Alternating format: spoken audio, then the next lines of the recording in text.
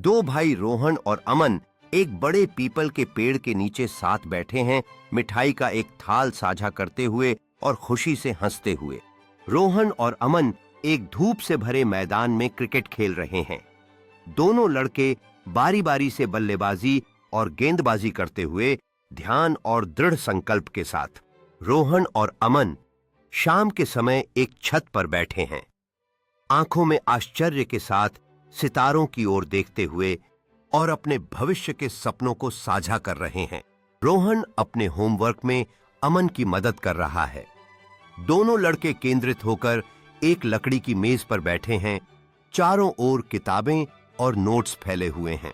रोहन और अमन एक स्थानीय मेले में हैं। दोनों भाई रोमांचित होकर एक रोलर कोस्टर की सवारी कर रहे हैं। उनके चेहरे पर खुशी और हंसी है।